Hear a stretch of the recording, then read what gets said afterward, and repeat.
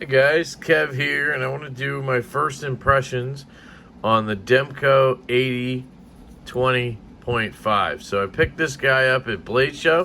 When I was there, I was hoping to pick up the AD20 Compact, which is basically this size and width and everything, but it is the custom version, the handmade, or not custom, not handmade, custom version, basically.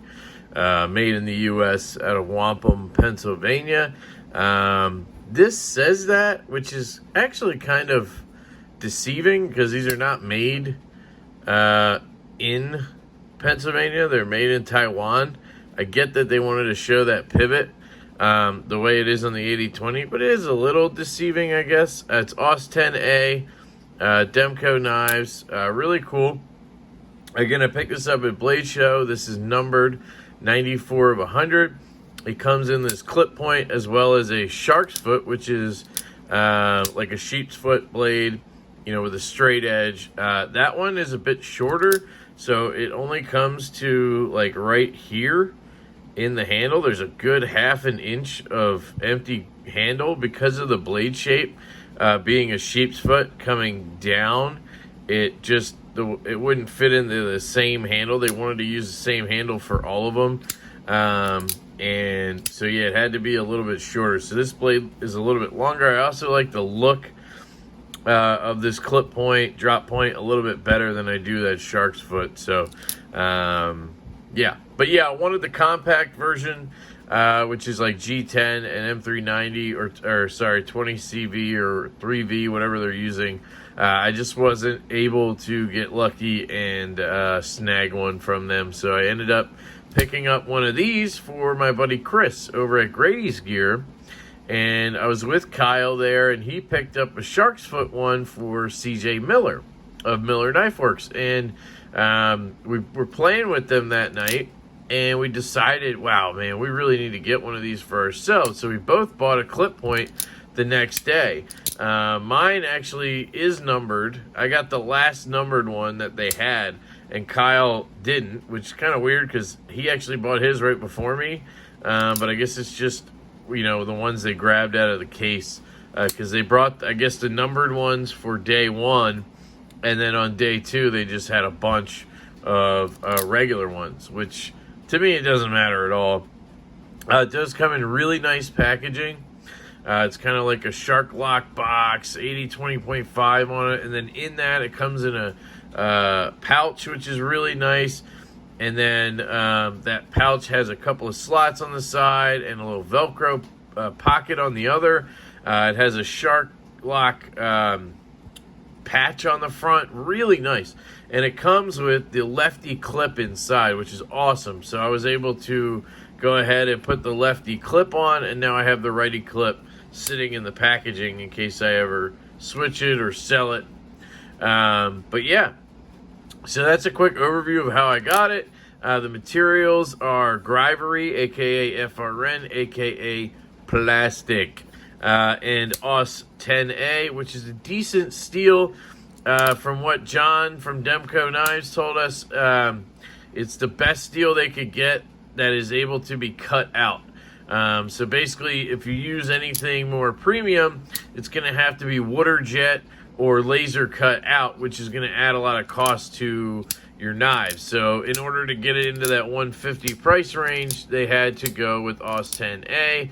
I am 99% sure these are made by the same factory that Cold Steel knives are made in, because it's made in Taiwan. It uses AUS 10A, which is a steel that Cold Steel is very well known for using lately. So, and it's Andrew Demko, who has a very strong relationship with Cold Steel. So getting into the knife, I think it looks good. The Grivery is okay. It's not terrible. I hate this kind of ugly, cartoonish type thing right here. But other than that, it's fine. I normally don't like Grivery plastic type stuff, but something about this knife just, it doesn't really bother me. It almost feels like G10 anyway.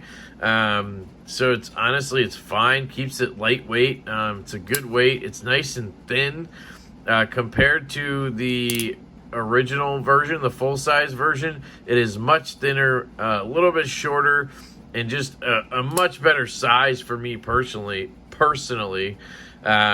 It just fits. Like, my hand fits between that notch and that notch just absolutely perfectly. And then I can choke up, and I have a really good grip.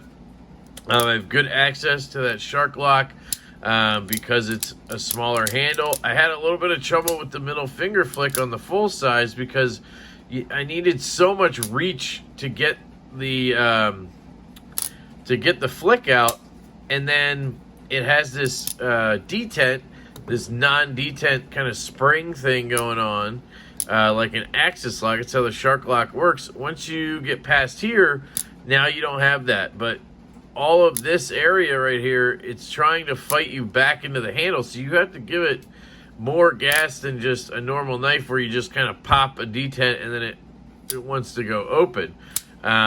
So you just got to keep that in mind. I do miss it occasionally, but it's much better than it was on the full size, and I really like that.